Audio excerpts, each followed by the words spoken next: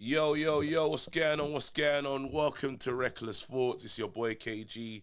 You lot, man, I'm under the weather, fam. I'm not feeling good at all, but we move, man. Again, I got a script that I'm learning, so you lot know when I get into the script mode, it's 0 dark 30. But I want to stay consistent and make sure I keep pulling up for the community, keep making sure I drop these videos. So don't forget to like, subscribe, share, do all that good stuff. But anyway, let's get into it, man. We're talking Rasmus Hojlund. We're talking about Sir Jim as well. I'll start with Rasmus Hojlund. Real Madrid interest. Now, they said apparently a scout was sent to watch Rasmus Hojlund. And you lot, like, this is the kind of Gino club, you know, like, I'm not going to be rude about Real Madrid, yeah? But this is proper, like, this is like Real Madrid antics, yeah? They're a very smart, clever club. They have phases. For me, Real Madrid have phases of how they will, try to, garner a player's attention. This is it. So right now, early stage. All this was seeding. Plant a seed, and now it's like, just letting everyone know, we got an eye on this person. They might not do anything about this seed. This might not be something they wore extensively, but just letting the world know, we're looking.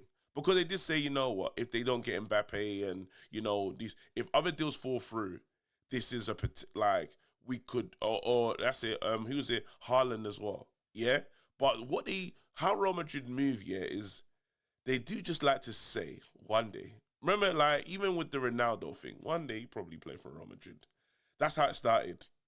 I'm not saying that Hojlund's going to Real Madrid at all. I'm just saying I know how this club moves because we've got our previous. David Beckham, Ruud van Nistelrooy, Cristiano Ronaldo, and they're good. They're good at their job. When they do decide, I want this player, well, there's not much that player can do about it because the Los Blancos, fam. Like, there's something about that space. There's something about all the players that anytime they've wanted a player, they've been able to go and get that player. It's very rare. The only player that turned them down was Mbappe, and it took millions. It took big money. They had to give him the state. They had to give him the club. They said, you are now the president of PSG. That's the only way they could have been stopped.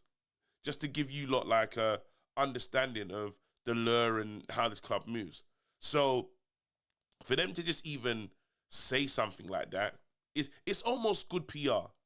It's Real Madrid flexing their muscles as usual, saying, listen, we're going to look at any player. It's our job to be watching the up-and-coming talent in the world. This is what we do. If there's a player in Brazil, we're watching. If there's if the next Neymar or whoever is born, we want to know about it.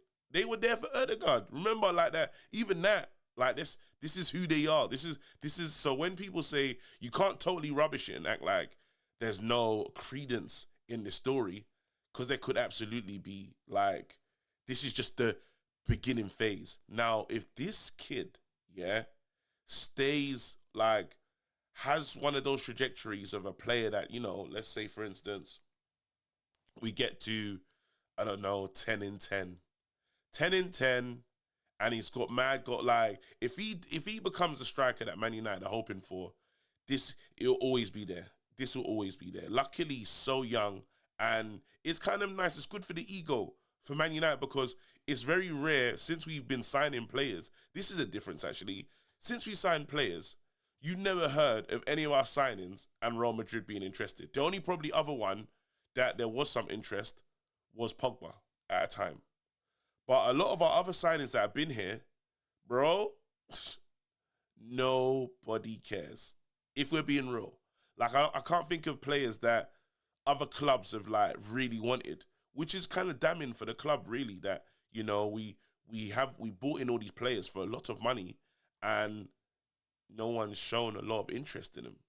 That's quite scary, to be honest. But, so now, Man United fans, I think we don't even know what to do when we're hearing our players are linked with other clubs because they want them, because they're good. Very rare if signings actually done that out here. So this is new. It's a new feeling for fans. It's a new feeling for us. Again, par for the course, man. I hope this continues even more. I hope we start to hear more and more stories like this. But again, the only thing that you can do about dealing with this kind of stuff is winning, though. Winning is the antidote, because why would you leave? Why would you ever want to leave Man United? That used to be the thing, right? Why would you leave Man United? The only way is down from there, you know? And it's been a long time since we've been that club that can speak like that. So we do need to get our act together. We do need to keep it moving. We do need to, like, we do need more of these. Like, you want to hear Kobe is being monitored and stuff like that. You want to hear these things. You want to hear Garnacho, because that means we're doing well. That means we're actually turning a corner and getting admirers. Like, our football is footballing, you know. People think our players can add value when there's not, in years gone by, these players haven't been adding value. One thing I will say, though, I was listening to Rio's pod as well. Shout out Joel, shout out Housen as well. Shout out Rio every single time. I was listening to that, and Rio said, look, he went to Carrot, and he was in the area, and he thought, you know what? Let me just see what's going on. So he linked up with Fletcher, and they were just there chilling, going for some lunch and that. And RVP was there same time, because RVP badges and that. I'm like, all right, wicked. This is an interesting story. This is one of those stories you can really sink it. It's one of those stories you can sink your teeth into, like listening, hearing him talk and stuff. And then he says Rasmus walks in, and then after, like, this is the thing, and the humility and of the character, and what kind of made me like even more excited about Rasmus. He comes up to Fletcher and he's like, do you think I could talk? Do you mind if I can get Robin to speak to me? He's like, yeah, of course. You know what I mean? That's the energy. But the fact that he even recognizes Robin could help me, like, could help my game. He says that they spoke for about, 15 minutes. And then when Robin came back, this is recently, by the way, when Robin came back, so it's not like he's spoken to RVP and started scoring goals. He spoke to RVP after he's been on this record. But he comes up to him and he says, look, like, sorry, Robin comes back and speaks to the man them and says, yo, listen, man, he's going to be a good player, because he said he just asked questions. All he did was ask questions, like good footballing questions. That's all he was interested in.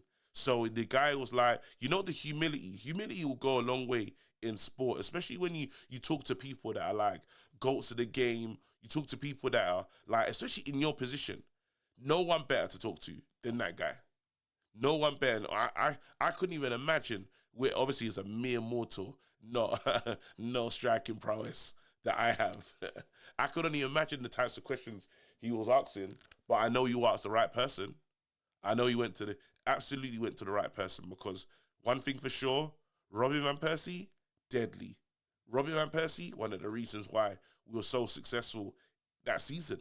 You know, like, he helped, like, he's a big proportion of why we won the league. You know, so again, it's great to see my players doing that. Really love that. Quickly on the Sir Jim Ratcliffe thing, just the update is more time. We need more time. The update is, like, we need to see where the money's coming from. But do you know the thing that blew my mind, yeah? Someone having 4 billion liquid. Oh my God! 4 billion liquid. Personal. The money's coming from me personally. Bro, that's different bread, you know? That's like liquid. You know, like some people, I remember Alan Sugar talking about his liquid cash. He said a lot of people, you know, you got billionaires, that people walking around saying that they're this, but they're worth that. Their companies, they're going to have to do a lot to have this kind of money accessible. Liquid as liquid. I have that. It's on me. When he was talking like that, I said, oh, there's a difference between the rich. There's a difference between billionaires. Your money is tied up, bro. I can call the bank right now and say, yeah, let that one go. What? Sir Jim, boy, he's got the raw finances, fam. I just hope there's going to be nothing wrong with this deal going through. But then there was something that I was thinking about the other day, and then Man United fans, I'll probably do it on a stream, but we can't lose our way in terms of, you know, the Glazers are talking about how much it's going to cost to build a new stadium. And I'm like, wait a minute. You man still own the club. You made a lot of money from the club. Why don't you build it? You know when you forget that, you forget, hold on, like, where's the money coming from? Well, the investment that you made, why are you looking for other people to help you build a stadium that, bro, you man don't want to sell the club. Build it then. Build the new stadium. You know when you think, Sir Jim, no, like, you lot have made so much money from the club. If you cared about this club, the Glazers should really, like, there's no excuses. Still want to be in bed with Man United. And the fact there's no expectation, like, we should be demanding them build a new stadium as well. That should be one of the demands, because if you're staying and you're still passionate about the club, well, this is the next step in what the club needs. I thought that was interesting. I just thought, like, because I totally forgot about, like, they still have responsibilities. And it's not okay, like, you lot are rolling in the money now. Rolling in it. What are you lot doing? You turned down big money from Qatar, which means the club is still near and dear to your heart. Get your act together. Anyway, that was just a thought, man. I just wanted to throw that out there. Listen, don't forget to like and subscribe. Thank you for supporting me. You already know, man, I'm a mess. Fuck. Listen, it's script time. Hopefully I get this role. You lot, stay blessed. Big up yourselves. I'm out of here. Peace.